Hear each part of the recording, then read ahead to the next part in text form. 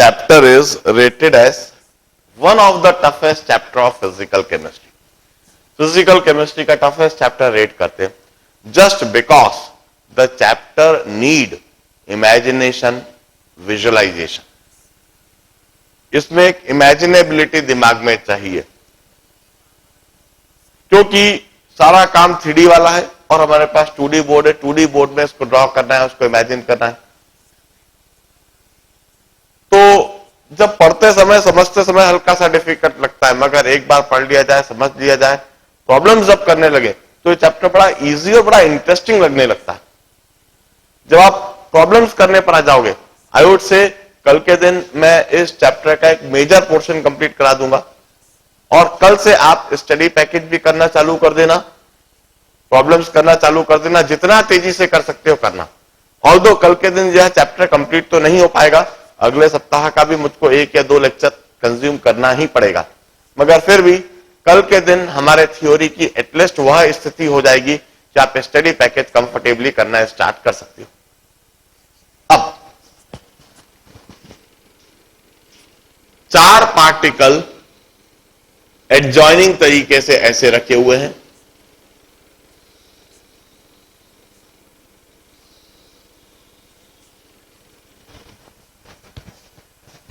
चार particle adjoining तरीके से ऐसे रखे हुए हैं.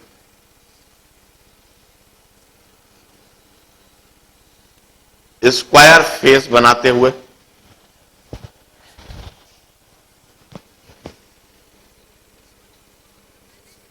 इस तरह से यह 4 पार्टिकल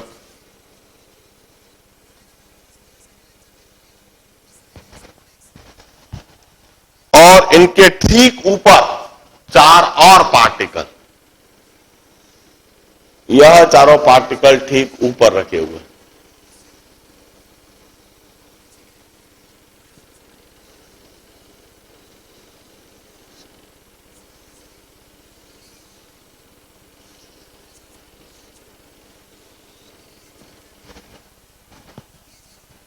चार और पार्टिकल ठीक ऊपर, जिनको आप ऐसे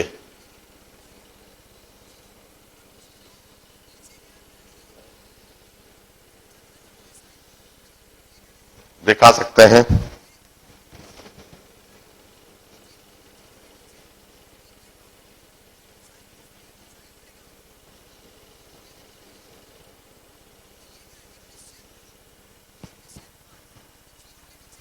और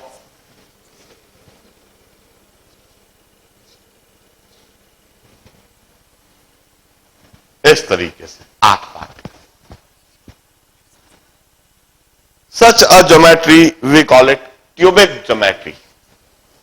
This is termed as a cubic geometry. Visualise करना सबसे आसान है अभी तक की सभी ज्योमेट्री में. This is termed as cubic geometry. इस क्यूबिक ज्योमेट्री के बीच में इस जगह पर यह जो एम्प्टी स्पेस दिख रही है, this empty space is termed as interstitial cubic void. This is termed as interstitial cubic void.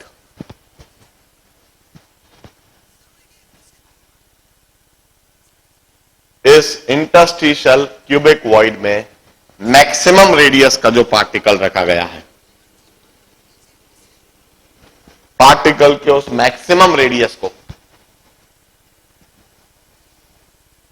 हम radius of interstitial cubic void कहेंगे. Radius of interstitial cubic void upon radius of each particle would be called radius ratio of interstitial cubic void. और चूंकि यहां 8 particle से touch कर रहा है, its coordination number is 8. ऊपर भी 4 पार्टिकल है, नीचे भी 4 पार्टिकल है. its coordination number is 8. Immediately क्या आप मुझे इंटरस्टिशियल क्यूबिक वॉइड का रेडियस रेशो कैलकुलेट करके बता दोगे? What is radius ratio of interstitial cubic void?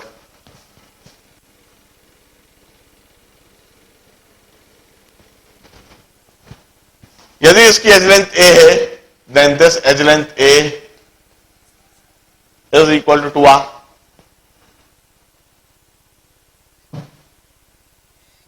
बोलो.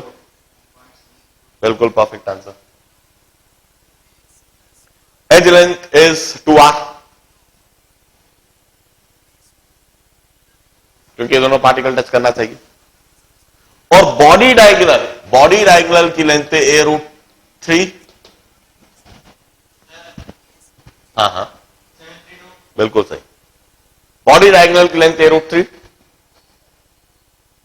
And it should be equal to r plus 2r plus r. This equation divided by this equation, a√3 divided by a is equal to 2 times r plus r by 2r.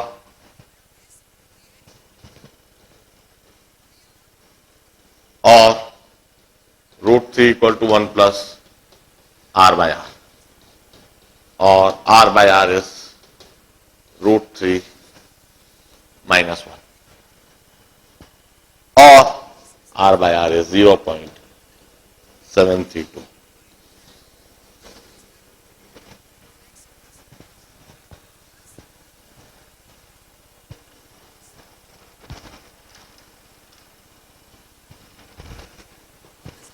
This would be the radius ratio of interstitial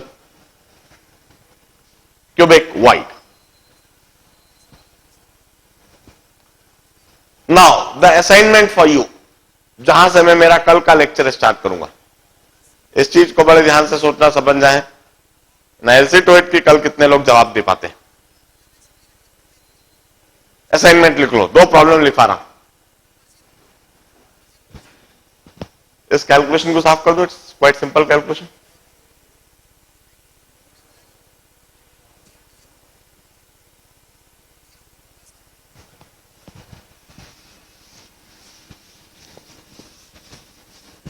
मेरा पहला सवाल है, you know what is FCC unit cell?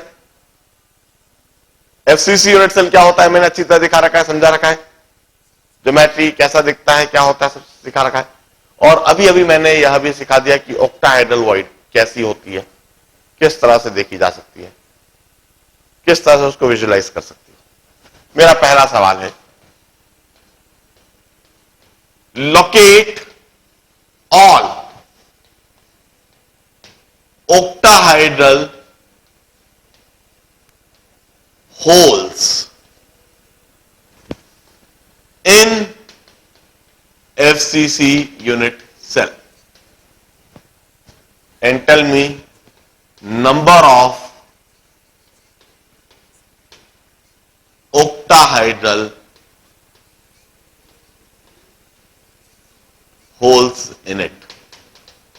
कुल मिला के कितने octahedral holes हैं और कहां कहां? Locate all octahedral hole in FCC unit cell. FCC unit cell में ऑक्टाहेड्रल होल कहां कहां है और कुल मिला के कितने ऑक्टाहेड्रल होल है? दूसरा सवाल, लोकेट ऑल टेट्राहाइड्रल होल्स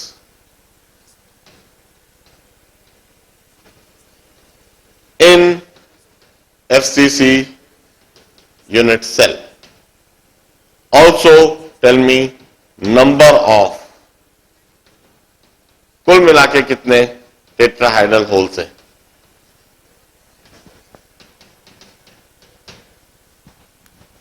इस तरह से tell me the ratio of particle and octahedral holes as well as particle and tetrahedral holes. Tell me the ratio of number of particles, number of particle is to number of octahedral holes. इसी तरह से इधर भी ratio बताइए. number of particle is to number of tetrahedral holes. Lastly, conclude in FCC, number of particle is to number of octahedral void is to number of tetrahedral void. क्या होता है यह रेशो, क्या होगा? There is assignment for you. Exactly यहीं से मैं कल का लेक्चर स्टार्ट करूंगा और कल के लेक्चर में मैं स्ट्रक्चर ऑफ क्रिस्टलाइन सॉलिड्स सिखाना और समझाना चालू कर दूंगा. अभी तक जो भी कुछ समझाया है उन सभी कंसेप्ट को अब हम एक साथ में रख के अलग अलग क्रिस्टलाइन सॉलिड के स्ट्रक्चर्स को समझने की कोशिश करेंगे. मैं कल के दिन अबाउट इंटरस्टिशियल वॉइड्स बता रहा था और इंटरस्टिशियल वॉइड्स में मैंने 4 तरह की इंटरस्टिशियल वॉइड्स बताई थी. Interstitial triangular void, interstitial tetrahedral void, interstitial octahedral void और इंटरस्टिशियल क्यूबिक वॉइड. इन चारों वॉइड को किस तरह से देखा जाए, इनका रेडियस रेशो निकाला, इनका कोऑर्डिनेशन नंबर निकाला और किस तरह से इन वॉइड्स को क्यूब के अंदर देखना, किस तरह से विजुलाइज करना, यह मैंने समझाया था. और फिर आखिरी में मैंने एक सवाल दिया था कि यदि यह सारी वॉइड्स आपने समझ ली हैं तो locate all octahedral voids in FCC unit cell and count the number of such voids. octahedral void कितनी है और कहां कहां. फिर मैंने कहा locate all tetrahedral void in FCC unit cell and count their number. Means FCC unit cell में tetrahedral voids कितनी है और कहां कहां. और फिर मैंने particle ratio, octahedral void ratio, tetrahedral void ratio लिखने के लिए कहा. मैं सबसे पहले उसी प्रॉब्लम को समझाता हूं. बहुत इंटरेस्टिंग प्रॉब्लम है और साथ में बहुत जरूरी प्रॉब्लम है आगे स्ट्रक्चर ऑफ क्रिस्टलाइन सॉल्ट समझने के लिए. सबसे पहले location of octahedral void in FCC unit cell. मैं सबसे पहले एफसीसी यूनिट सेल ड्रॉ करता हूं और ऑक्टाहेड्रल वॉइड हम कैसे देखते हैं वहां ड्रॉ करता हूं, फिर उसकी लोकेशन एफसीसी यूनिट सेल में बताऊंगा. हाँ बोलो. देखिए सबसे पहले आप मुझे बताओ कहां कहां होती हैं. आप लोकेशन तो बिल्कुल सही बता रहे हो. अब मुझे यह बताओ कि उनकी संख्या कितनी होती है. संख्या आप गलत बता रहे हो. आपने लोकेशन ऑफ ऑक्टाहेड्रल वॉइड जो बताया, आपका answer at a body centre and at all edge centres. हाँ अब यह सही है. Ratio of number of particles upon number of octahedral voids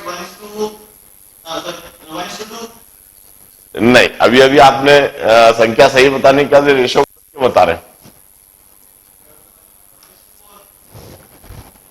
ये क्यों, जरा सोचो ना ध्यान से, क्या बोल रहे हो यहां. संख्या सही बताने के बाद रेशियो गलत कैसे बता सकता है कोई. मैं सबसे पहले एफसीसी यूनिट सेल एक बार और रिकॉल करवा देता हूं.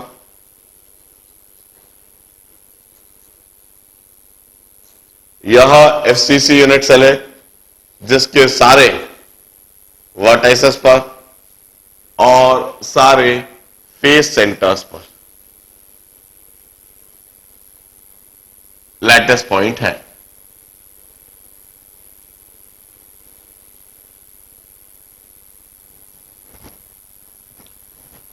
सारे वर्टाइसेस पर और सारे फेस सेंटर्स पर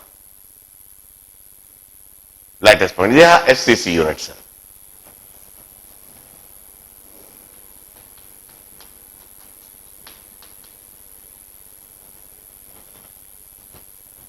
अब मैं ऑक्टाहाइड्रल वॉइड को देखने का, लोकेट करने का तरीका बता देता हूं।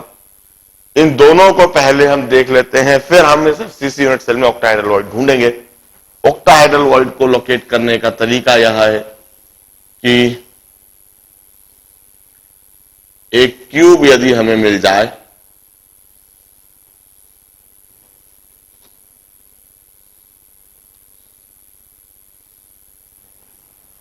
इस क्यूब के किसी भी एक वर्टाइसिस पर ऑक्टाहाइड्रल वॉइड लोकेट की जा सकेगी यदि इस क्यूब के इस जगह पर एक लैटिस पॉइंट हो,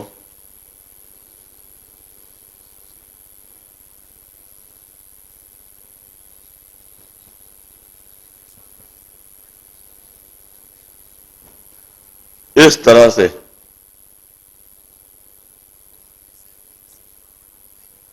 हम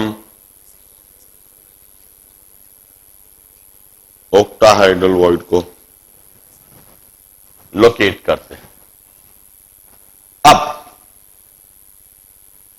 हमें एफसीसी यूनिट सेल को ध्यान से देखना है और हमें देखना है कि इस तरह की ज्योमेट्री एफसीसी यूनिट सेल में कैसे कैसे और कहां कहां बन सकेगी। एम्प्टी स्पेस बीच में होना चाहिए और उस एम्प्टी स्पेस के चारों तरफ इस तरह से 6 पार्टिकल रखे हुए हो, तो वह ऑक्टाहाइड्रल वॉइड होगी। अब मैं इस तरह की ज्योमेट्री इस एफसीसी यूनिट सेल में दिखाऊंगा।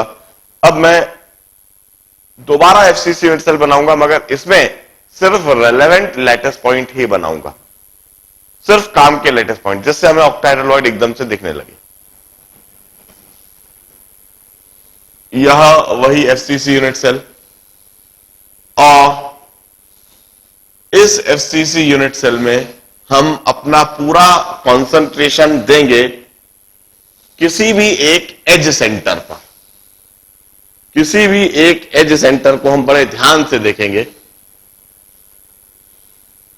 कि उस एज सेंटर के आसपास हमें क्या दिख रहा है। जैसे कि यह वाली एज और इसका सेंटर,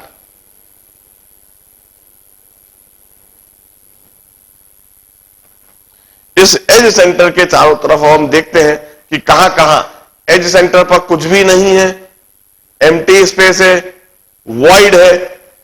यदि एज सेंटर पर कुछ भी नहीं है, एम्प्टी स्पेस है, वॉइड है, तो यह किस तरह की वॉइड है, हम इस बात को समझने की कोशिश करते हैं।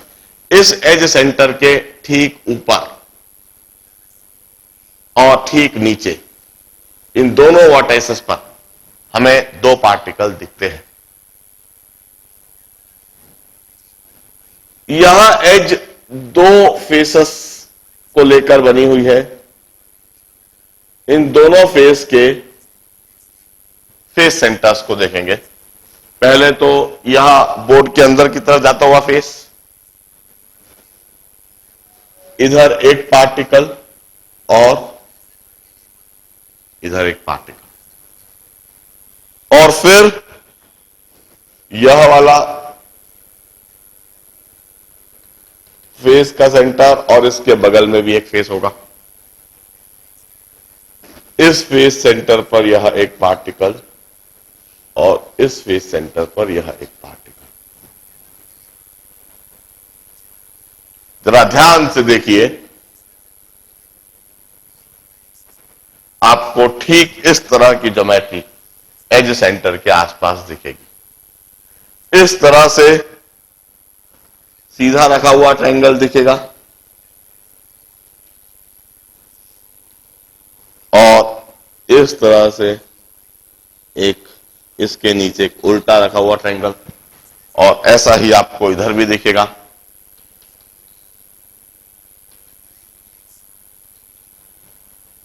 सीधा रखा हुआ ट्रायंगल और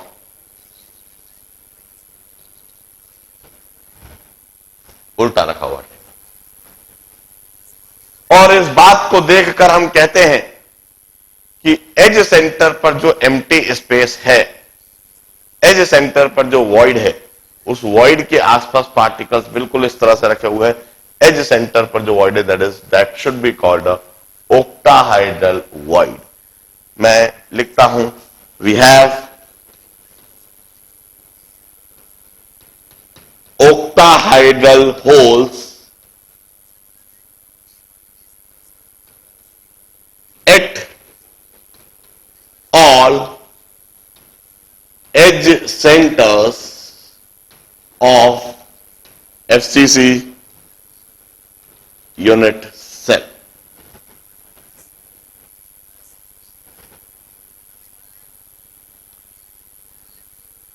हमारे पास एफसीसी यूनिट सेल में सारे एज सेंटर्स पर ओक्टाहाइड्रल होल है।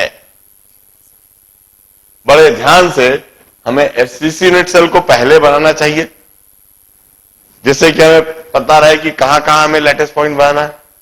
फिर हमें बनाना चाहिए ओक्टाहाइड्रल होल को देखने का तरीका एक और बार, जिससे कि हमें यह भी समझ में आए कि हमें किस तरह की ज्योमेट्री इधर देखनी है। फिर हमें यह फिगर बनाना चाहिए। इसमें हमने सिर्फ काम के लैटिस पॉइंट बनाए, और भी लैटिस पॉइंट है मगर वो सब नहीं बने। हमें एज सेंटर्स पर ओक्टाहाइड्रल होल दिखने लगेगा। मैं एक फिगर और बनाऊंगा क्योंकि एक जगह और ओक्टाहाइड्रल होल है, उसको दिखाने के लिए, that is at the body centre. ये सारी चीज हमें मेमोराइज करनी है, हमें हमेशा के लिए, क्योंकि प्रॉब्लम सॉल्व करने के लिए, आगे के चैप्टर को समझने के लिए ये बहुत उपयोगी चीज है।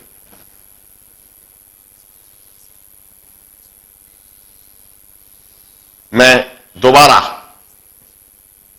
एफसीसी यूनिट सेल बना रहा हूं।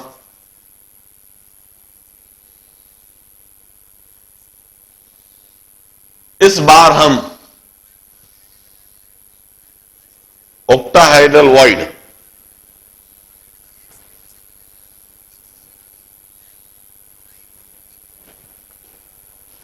बॉडी सेंटर पर देखेंगे। यह बॉडी सेंटर है, इस क्यूब का यह बॉडी सेंटर है। इस बॉडी सेंटर पर हमें ओक्टाहाइड्रल होल दिखने लगेगा, और इसे देखने के लिए हम सारे फेस सेंटर्स के पार्टिकल, ध्यान रहे एफसीसी यूनिट सेल में बॉडी सेंटर पर कुछ भी नहीं है, बॉडी सेंटर पर एम्प्टी स्पेस है। बॉडी सेंटर पर एम्प्टी स्पेस मतलब बॉडी सेंटर पर वॉइड है, और उस वॉइड को देखने समझने के लिए हम बॉडी सेंटर के ठीक ऊपर, बॉडी सेंटर के ठीक नीचे, इस फेस सेंटर पर और इस फेस सेंटर पर, इस फेस सेंटर के पीछे, इस फेस सेंटर के आगे, दोबारा हमें बिल्कुल वैसी की वैसी ही ज्योमेट्री दिखने लगी है जैसी ऑक्टाहाइड्रल वॉइड को देखने के लिए चाहिए। यह सीधा रखा हुआ ट्रायंगल हमें दिखेगा, और यह उल्टा रखा हुआ ट्रायंगल दिखेगा। We'll say we also have octahedral hole at a body center of FCC unit cell. We also have octahedral hole at body center of FCC unit cell. FCC unit cell के body centre पर भी octahedral whole है। इस तरह से हमने FCC unit cell में octahedral void ढूंढी।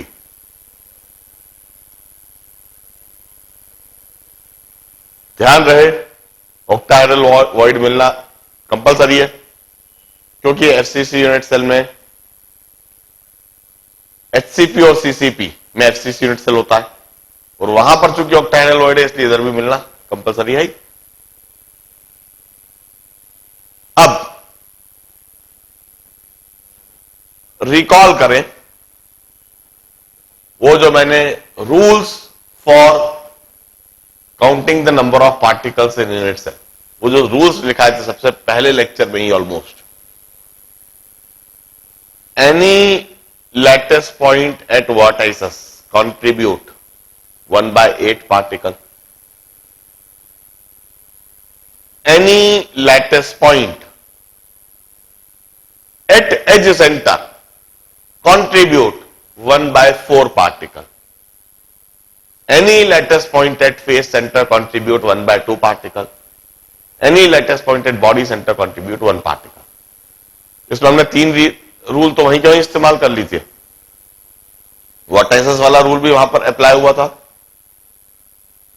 फेस सेंटर वाला रूल भी इस्तेमाल हुआ था, बॉडी सेंटर वाला रूल भी इस्तेमाल हुआ था. उस आर्टिकल में उस समय हमने एज सेंटर्स वाला रूल इस्तेमाल नहीं करा था. वह जो एज सेंटर वाला रूल है उसको इस्तेमाल करने का समय आ चुका है. मैं उस स्टेटमेंट को मॉडिफाई करवा देता हूं. Any lattice point at edge centre contribute 1/4 particle. बिल्कुल उसी तरह से any hole at edge centre contribute 1/4 hole. यदि एज सेंटर पर कोई वॉइड है, यदि एज सेंटर पर कोई होल है, तो उस वॉइड का 1/4 पोर्शन यूनिट सेल के अंदर है, बाकी 3/4 आसपास के 3 यूनिट सेल में. अब मैं number of octahedral void, number of octahedral holes के लिए इसी रूल का इस्तेमाल करूंगा. हमारे पास कुल मिला के 12 एजेस है, 4 ऊपर, 4 वर्टिकल, 4 नीचे, कुल मिला के 12 एजेस है. 12 एजेस पर 12 ऑक्टाहेड्रल होल्स होंगे, 12 एज के सेंटर्स पर, और एक एक एज सेंटर पर जो ऑक्टाहेड्रल होल है उसका 1/4 पोर्शन यूनिट सेल के अंदर है. तो कुल मिला के एज सेंटर्स पर इतनी ऑक्टाहेड्रल होल्स हुई,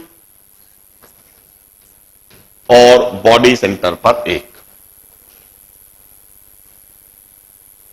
12 into 1/4, that is 3, plus 1 into 1, that is 1. The total number of octahedral voids, octahedral voids are 4.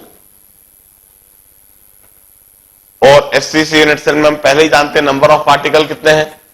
Number of particle हमने पहले ही गिन रखे हैं. 6 फेस सेंटर पर 1/2 पार्टिकल, 8 वर्टाइसेस पर 1/8 पार्टिकल. नंबर ऑफ पार्टिकल्स इसमें 4 है.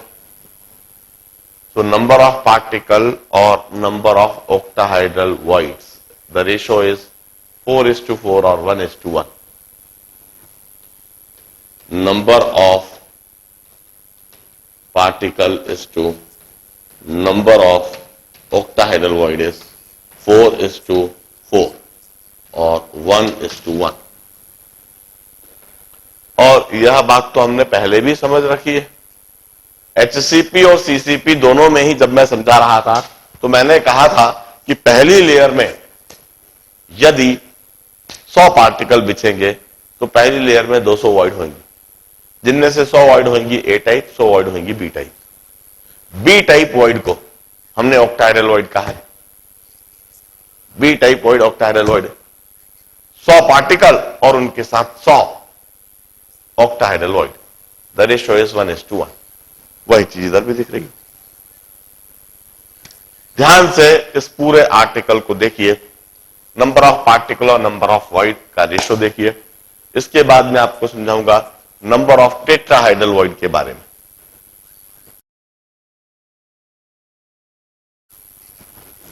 ड्रॉ अच्छी तरह से कीजिएगा. ड्रॉ करते समय नीटनेस इंपॉर्टेंट है.